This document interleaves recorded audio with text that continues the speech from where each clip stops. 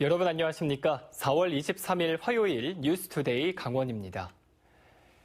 강원도에서 올해 처음으로 일본 뇌염 매개 모기인 작은 빨간집 모기가 발견됐습니다. 이는 지난해보다 5주 정도 빠른 것으로 봄철 기온이 상승하면서 모기 활동 시기가 빨라졌기 때문입니다. 강원도 보건환경연구원은 춘천과 강릉, 철원 등 11곳에서 일본 뇌염과 말라리아 매개모이 감시 사업을 벌인 결과 이달 셋째 주에 채집한 모기 가운데 일본 뇌염을 매개하는 작은 빨간집 모기 한 마리가 채집됐습니다. 일본 뇌염 바이러스를 가진 모기에 물리면 99% 이상은 무증상이거나 열을 동반하는 가벼운 증상을 보이지만 극히 드물게 급성 뇌염으로 진행될 수 있고 뇌염의 20에서 30%는 사망에까지 이를 수 있습니다. 지난주 강원도 해역에 이어 어제는 경북 울진 해역에서도 지진이 발생했습니다. 다행히 큰 피해는 없었지만 동해에서 지진이 잇따라 발생하면서 지진과 지진 해일 피해에 대한 우려가 커지고 있습니다. 보도에 조규환 기자입니다. 지난 19일 강원도 내 전역에서 지진 진동이 감지됐습니다. 규모 4.3의 지진으로 건물이 흔들리고 일부 학교는 대피 소동을 빚었습니다. 그리고 사흘 만에 경북 울진 동남동쪽 38km 해역에서 규모 3.8의 지진이 다시 발생했습니다. 도내에서도 건물이 약간 흔들릴 정도였지만 큰 피해는 발생하지 않았습니다. 동해안에서 지진이 잇따라 발생하면서 쓰나미, 이른바 지진 해일 발생에 대한 우려가 계속 제기되고 있습니다. 기상청이 관측을 시작한 지난 1978년 이후 국내에서는 두 차례의 지진 해일이 났습니다. 지난 1983년 동해안에 최고 2m 넘는 지진 해일이 발생해 1명이 숨지고 2명이 실종됐습니다. 10년 뒤에도 동해안에 최고 3m 가까운 지진 해일이 났지만 인명 피해는 없었습니다. 이 아래 파도가 막 쳐가지고 물 이거 넘어가지고 파도가 와 밀려와 거기 상가 다 때리라고 저 안에 차대하는 거 당구를 잠기고 이랬다고. 그래가 여기 항안에 대한 배들 배 타고 나가고 이랬다고. 두 차례의 지진 해일은 모두 일본 서해에서 난 지진이 원인이었습니다. 현재로서는 동해에서 나는 지진 때문에 지진 해일이 날 가능성은 적은데 최근 동해에서 지진 활동이 잦고 일본 서해에서 큰 규모의 지진이 종종 관측돼 안심할 수 없습니다. 가장 최악의 경우를 상정해야 되기 때문에 그쪽 부분에 대해서도 감시하고 시뮬레이션을 돌리고 있는데 그러니까 일본 가까운 쪽에서 발생된 대규모 지진으로 지진 해일이 만들어져서 피해를 본 경우는 가지고 있거든요. 네. 그렇기 때문에 그것을 오히려 더 위험성 있는 부분을 저희가 바라보고 있고요. 이 때문에 지진과 지진 해일 발생에 대비해 긴급 재난 체계를 다시 점검하고 피해를 줄이기 위한 대책도 마련돼야 한다는 목소리가 나오고 있습니다. MBC 뉴스 조규환입니다. 고성과 속초, 강릉과 동해에서 발생한 산불로 생계 기반을 잃은 주민들이 많습니다. 하지만 산불 피해 보상금 지급과 성금 배분까지는 시간이 다소 걸릴 것으로 보입니다. 배연환 기자가 보도합니다. 강릉시 옥계면에서 농사를 지으며 살던 정계월 씨는 이번 산불로 모든 것을 잃었습니다. 농기구와 비닐하우스까지 모두 타버렸습니다. 우선 급한 대로 봄농사를 짓기 위해 나중에 갚기로 하고 농기계를 사왔습니다. 우선은 돈은 지원 나온 건 하나도 없고 그냥 무조건 예상으로 갖고 오지 뭐요 지금. 농기계도 한 개 살래도 교원기도 한 700, 800 달라고 그러고 저런 것도 관리기 같은 것도 한 400 정도 줘야 사고. 되게 비싸요 막. 하지만 피해 보상금 지급이나 성금 배분에는 시간이 걸릴 것으로 예상돼 피해 주민들의 경제적 어려움도 당분간 지속될 것으로 보입니다. 지난주 산불 피해 조사 접수가 마무리됐고 중대본 심의 등을 거쳐 보상 절차가 진행될 계획이지만 보상금 지급 시기 등은 결정되지 않았습니다. 조사되는 것들의 집계가 이런 것들이 좀 늘어진다 그러면 좀 이제 지원이 좀 늘어지고 산불에 대한 부분이 이제 가미되다 보니까 그거를 딱히 어떤 정해진 어떤 기간 내에 이게 가능하다 이렇게 하기는 좀 그럴 것 같고요. 산불 피해 성금 모금액도 400억 원을 넘겼지만 이재민에게 전달되기까지는 상당한 시일이 걸릴 전망입니다.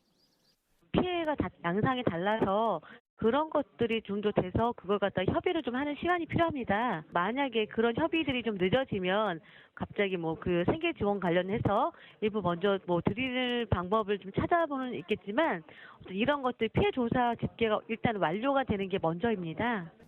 생계 수단과 터전을 모두 잃은 이재민들은 하루라도 빨리 피해 보상과 성금을 받을 수 있길 기다리고 있습니다. MBC 뉴스 배현환입니다. 보이스피싱 일당들이 동해안 산불 피해 이재민들에까지 마술을 뻗치고 있습니다. 이 경제적으로 절박한 상황을 이용해 범행에 나선 것으로 보이는데요. 백승호 기자가 취재했습니다. 동해안 산불 피해 이재민이 지난 15일 문자 메시지를 받았습니다. 긴급 생활자금 등을 보증 없이 낮은 금리로 빌려준다는 내용입니다. 직접 전화해봤습니다. 다른 상담원이 전화한다고 안내합니다. 대출 금액을 10,000원 단위로 입력 후 별표를 눌러주세요. 현재 모든 상담원이 통화 중입니다. 빠른 시간 안에 상담원이 직접 전화를 드리겠습니다. 경찰은 보이스피싱 사기라고 밝혔습니다. 낮은 금리로 대출해준다고 속여 수수료를 요구하거나 스마트폰에 원격 제어 앱을 설치하게 하고 통장에 있는 돈을 모두 빼내는 수법입니다. 경찰은 생활자금이 급한 산불 이재민들을 노린 것에 주목하고 있습니다. 산불로 많은 재산을 잃어 경제적으로 절박한 상황이므로 그 어느 때보다 저금리 대출 등 자금 마련 유혹에 상당히 취약하실 수밖에 없습니다. 경찰은 산불 이재민들의 보이스피싱 피해를 막기 위해 예방 활동에 나섰습니다.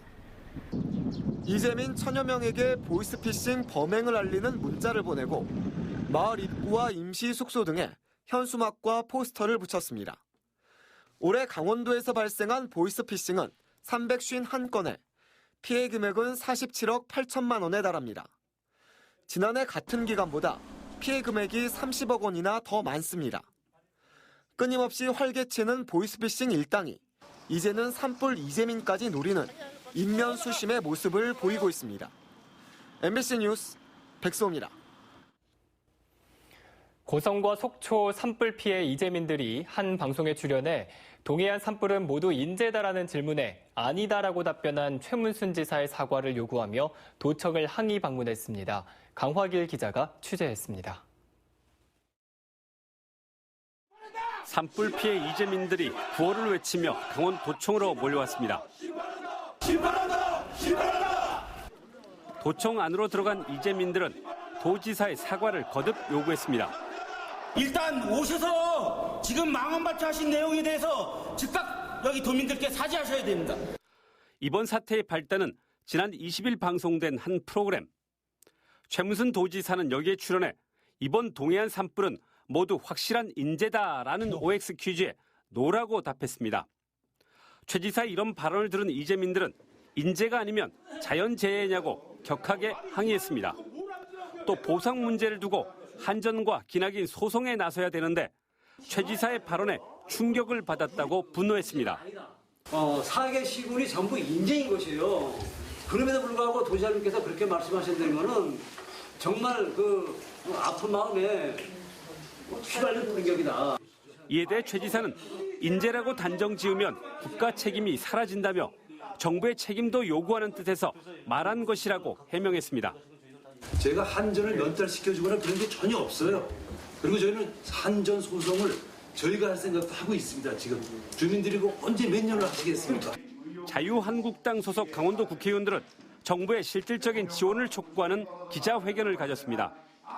도 국회의원들은 특히 중소기업과 소상공인들에 대한 지원은 융자밖에 없다며 재기 가능한 수준의 지원을 요구했습니다. 아울러 한전의 책임이 명백하게 드러난 만큼 경찰에 신속하고 철저한 수사를 촉구했습니다. 바람막이 시설을 하든지 지중화를 통해서 미연의 사고를 방지했어야 됨에도 불구하고 그렇게 하지 못했다고 하면 이것은 한전의 책임이 분명한 거죠. 산불 피해 이재민에 대한 정부 보상과 책임 규명이 지지부진하면서 이재민들의 허탈감과 분노가 커지고 있습니다. MBC 뉴스 강화길입니다. 원주 상수원 보호구역 해제를 촉구하는 횡성 지역 주민들의 요구가 거세지고 있습니다. 피해 지역 주민들에 국한됐던 대책위도 각급 단체장으로 확대됐고 횡성군도 피해 조사 등 법적 대응을 준비하고 있습니다. 김진아 기자가 보도합니다. 번영회와 이장협의회 등 횡성 지역 14개 단체장들이 지역 상수원 보호구역 해제에 목소리를 보탰습니다. 횡성 군민의 30년 고통을 즉각 해결하라! 해결하라! 해결하라! 이렇게 가다간 원주 시민을 위한 횡성 군민의 고통이 대물림될 것이라며 원주 지방상수도를 폐지하고 100% 광역상수도로 전환하거나 원주 취수장을 10km 하류로 이전할 것을 촉구했습니다.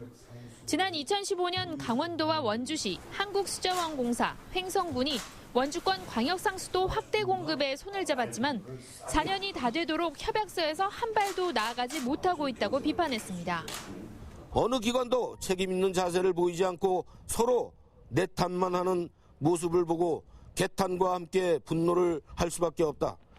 횡성댐과 지방상수도 이중 규제에 묵계리 군부대를 이전하고도 지역 발전에 엄청난 제약을 받고 있다며 주민대책위와 국민이 참여하는 총궐기 등 강력 투쟁을 예고했습니다. 횡성군은 환경부가 진행하고 있는 댐 재평가 용역 결과에 기대를 걸고 있지만 물 공급에 전혀 문제 없다던 수자원공사의 소극적인 태도에 주민들의 반응은 회의적입니다. 수자원공사에다가 용역을 줘서 물이 필요한지 안 필요한지에 적합성을 판단하는 기준으로 시간 벌기용으로밖에 안 보이고 횡성군도 정확한 피해 규모를 산정하는 용역에 들어가 해제가 불가할 경우 법적 대응에 나선다는 계획입니다. 피해 규모를 산정하는 용역을 통해서 소송도 불사하겠다는 내용을 원주시나 환경부를 통해서 환경부가 절대 불가해서 종합 검토 쪽으로 입장이 변화된 가운데 보호구역 해제를 촉구하는 횡성 지역의 목소리가 더욱 거세지고 있습니다. MBC 뉴스 김진아입니다. 러시아 수역에 출어하는 우리 어선의 조업 할당량과 입어료 등을 협의하는 올해 어업 협상이 타결됐습니다. 이윤 기자가 보도합니다. 제28차 한러어업위원회 협상 결과 우리 어선이 러시아 수역에서 잡을 수 있는 물량인 조업 쿼터가 늘었습니다. 이번에 확정된 어획 할당량은 42,470톤으로 지난해보다 2,420톤 증가했습니다. 어종별로는 오징어가 5,000톤으로 전년보다 1,500톤 늘어 증가폭이 가장 컸습니다. 명태는 종전과 달리 조건 없이 모든 할당량을 한 번에 배정했습니다. 다만 입어료는 오징어가 톤당 $110로 전년보다 6.8% 인상되는 등 소폭 올랐습니다. 해양수산부는 국내 어업 활동 부진으로 러시아 수역의 원정 조업을 희망하는 어선들이 늘면서 어획 할당량 추가 확보에 중점을 뒀다고 밝혔습니다. 작년보다 오징어 같은 경우에는 쿼터가 많이 늘어났으니까 지금 현재 다른 국내나 다른 쪽으로 좀 어려움이 있는데 그런 부분에서 많은 도움이 될 거라고 생각이 됩니다. 올해 협상에서는 어획 할당량이 늘어난 것 외에 그동안 러시아 당국이 제시한 까다로운 조업 조건들이 완화된 것도 성과입니다. 우리 어선들의 요구했던 러시아어 통역관 승선과 전자저울 설치는 적용하지 않기로 해 비용 부담을 덜게 됐습니다. 전자저울 1,900만 원 들어야 되고 아무래도 어업인 한 사람으로서 그 완화되니까 굉장히 홀가분한 마음을 가지고 있죠. 한러 어업 협상 타결로 국내에서 자취를 감춘 명태와 생산량이 급감한 오징어 공급에 숨통이 트일 것으로 전망됩니다. MBC 뉴스 이용입니다. 강원도교육청이 저소득층 가정 자녀에게 실질적인 교육 기회를 보장하기 위해 교육비와 교육급여 지원을 확대하기로 했습니다. 저소득층 가구 학생을 대상으로 지원되는 고교 학비와 방과 후 수강권 등 교육비는 올해부터 중위소득 60%에서 80% 이내로 확대됩니다. 또 부교재비와 학용품비 등을 지원하는 교육급여도 초등학생은 연 20만 3천 원까지, 중고등학생은 29만 원까지 대폭 확대됩니다. 강원농협지역본부는 지역 인재 채용 확대를 위해 상반기 농축협 정규 직원을 신규 채용한다고 밝혔습니다. 강원농협의 이번 채용 직렬과 직급은 일반 관리직과 영농지도직으로 6급 초급입니다. 이번 농축협 신규 채용은 강원농협 지역본부 주관으로 실시하며 서류 전형과 필기시험, 면접과 신체 검사 등을 거쳐 선발하고 지원서는 농협과 잡코리아에서 4월 26일까지 접수합니다. 오늘 강원도 지역은 가끔 구름 많은 뒤 차차 흐려져 저녁부터는 비가 오겠습니다. 예상 강수량은 5에서 10mm입니다. 한편 강릉과 동해, 삼척, 태백, 속초, 고성, 양양, 원주와 평창, 횡성, 정선, 영월, 그리고 강원 산지에는 건조주의보가 계속해서 발효 중입니다. 또 강원 내륙과 산지에는 아침까지 안개가 끼겠습니다. 안전운전 하시기 바랍니다. 그럼 자세한 오늘의 날씨와 행사를 안내해 드립니다.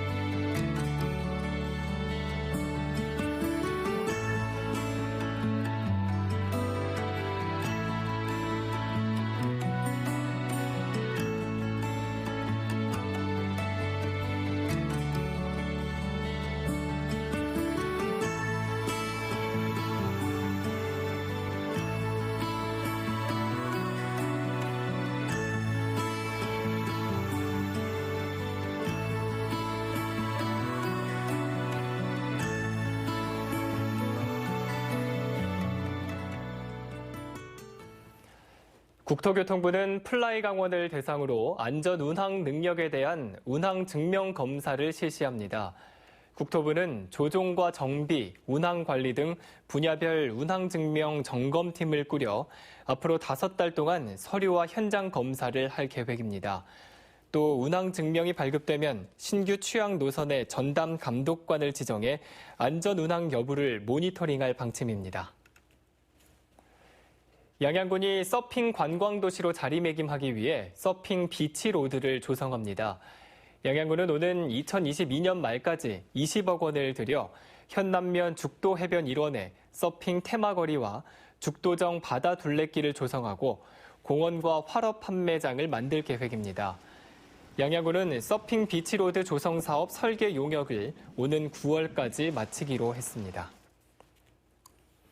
한우와 찐빵, 더덕과 토마토 등 특색 있는 먹거리와 볼거리로 인기를 끌고 있는 횡성 지역의 대표 축제의 일정들이 확정됐습니다.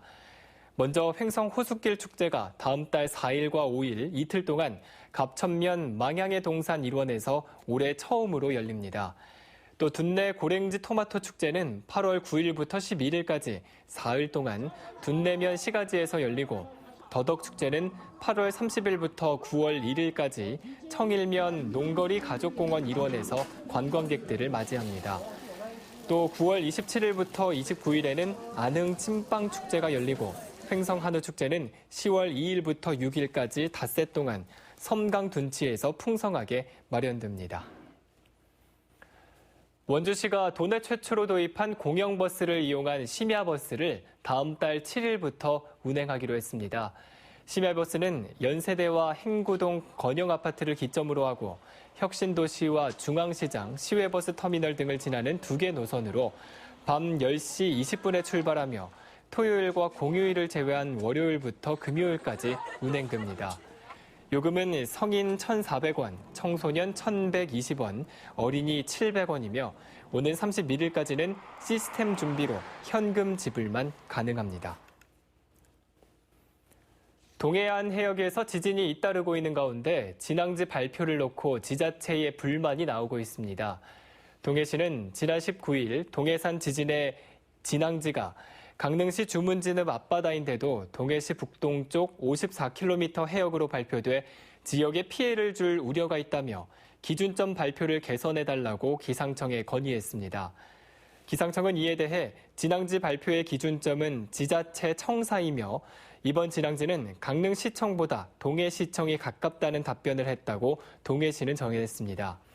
동해시가 구글 지도로 확인한 결과 지난 19일 지진의 진앙지와 시청사의 거리는 동해시가 54km, 강릉시는 60km였습니다. 장기간 지연됐던 강릉 주문진항 좌판 현대화 사업이 오는 6월에 착공할 전망입니다.